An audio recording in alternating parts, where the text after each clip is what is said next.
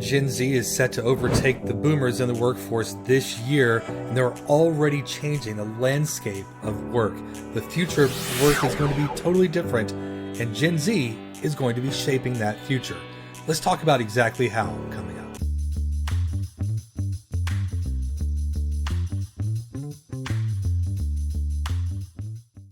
What I've brought up here is a chart of the full-time workforce by generation, and you can see what's been happening with our generations over a period of time. You can see Gen X sort of leveled off at some point, and it's about 42, 43 million people that represent Gen X, and the millennials have been increased. In fact, there are more millennials in the workforce now than there are Gen Zers. But the boomers, they went from having millions, well over 49 million, and it's been decreasing, of course, as they retire. They've been decreasing. They're at 17.3 million. Gen Z is just entering the workforce. This is the very first few years of Gen Z, and they will surpass the baby boomers this year. This will be the very first time that we see that. So what does that mean? Well, Gen Z is interested in very different things than the boomers have been, certainly. Boomers were all about hard work. It's the generation that came right after a world war. Just having a good job was good. Company loyalty was a thing back in the time of the baby boomers. You could stay at one company, work your whole career, get your gold watch, retire, and live the rest of your life in your retirement. You had pensions and things back then. Gen Z is in a situation where likelihood of Social Security is almost non-existent. You better be socking money away in that 401k or it's not going to be there. The concept of pensions are pretty much all gone except for government workers, and who necessarily wants to stagnate in government work for 30 years before you get your pension. So that's the world that they're growing up in. And it's really much more of a take care of yourself. The other thing that's happening is Gen Z doesn't completely trust that hard work is rewarded. Hard work ultimately is paid off. They've seen their parents laid off by companies in the past. They've seen the economic meltdowns of the past as well. They were around for 2008 and the meltdown that happened in 2009, 2010. Some of their earlier memories are during that time. So they were born into an economic slowdown. And these people, these individuals, the Gen Zers, are coming in and they're saying, work's different for me. I went through a pandemic. I may have graduated from high school in the middle of a pandemic. I certainly went to college if I graduated from college during the pandemic period. And I don't necessarily believe all the same things that you believe. What I want to do is talk about the top 3 places where I see Gen Z making a significant impact in the world of work and how companies are changing the way they're approaching attracting those individuals, and how you, no matter who you are, no matter what generation, can appeal to those companies. All right? So all the way around to making it about recruiting and getting hired, because I am a recruiter and I've been doing this for 25 years. So we'll step our way through this process here together. First, do me a big favor. Please hit that subscribe button. If you want to see content like this, the bell icon gets you there pretty quickly. It lets you know every time I record one of these videos. All right. The first place the Gen Z really has a say in what they do is in how they work. They may not want to work in an office. Some do want to work in an office. What they want is choice. They want options. So many companies are going with hybrid work environments. And what that means is you work a little bit in the office, you work a little bit out of the office. That's really the best of both worlds. Now, the younger workers tend to want to be around a community of people as a part of their work. And you've got your Gen Xers, people like me, and I just think it's a dream to work from home. In fact, I do work from home in my current job, and I love it. I would prefer to do that. Millennials also feel this way to a large extent. The baby boomers don't know what to make of this whole thing. And Gen Z is, I'm not sure I like that. I kind of like the idea of the freedom, but I also kind of want to be with some other people. That seems way more fun.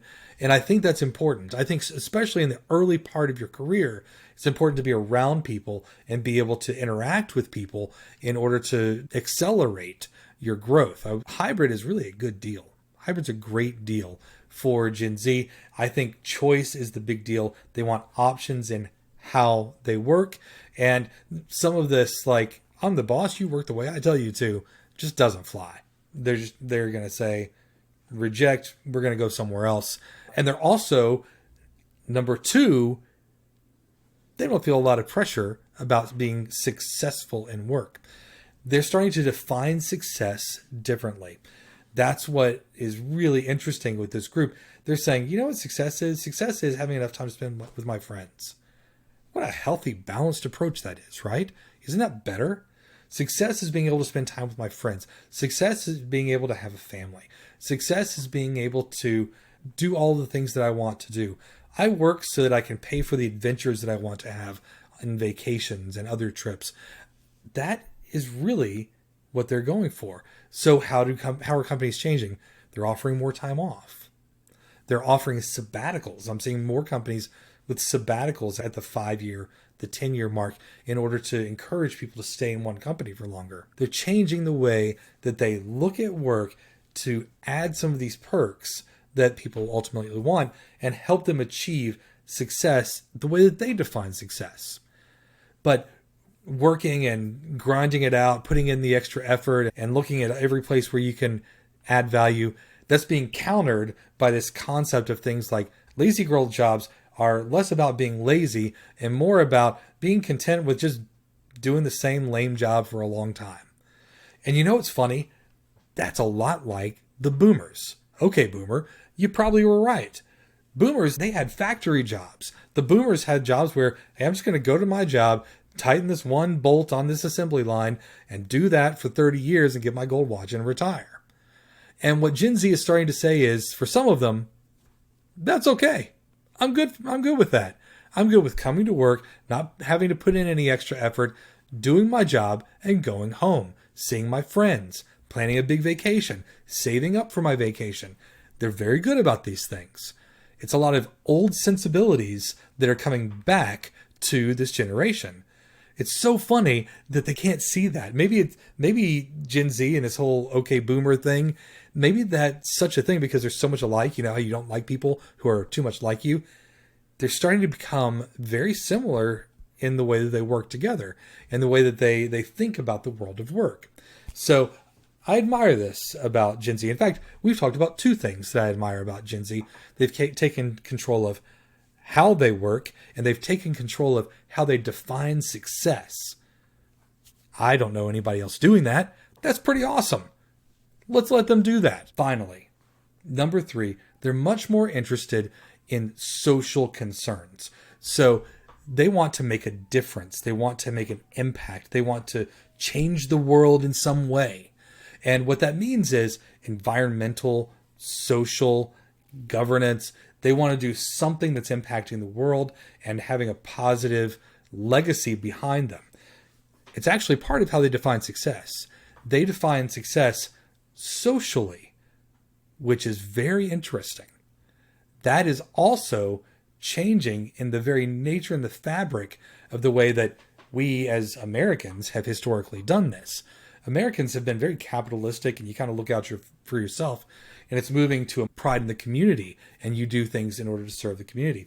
The other thing that it does is it moves closer to Judeo-Christian principles. Judeo-Christian principles are you do things for those who are in need. Now, this is the Judeo-Christian principles that have not been warped by people who weren't doing the right thing. But if you look at what Jesus did, that was his whole thing, right? His whole thing was serving the poor, the widows, the orphans. That's what he was about. If you do it to the least of these, you do it to me. So the idea that serving the very least in our society was the most important thing. Gen Z has embraced this old philosophy, this old concept, and that's pretty admirable. So how is Gen Z changing the world of work? Well, they're focused on helping other people, environmental, social, governance. That's pretty awesome.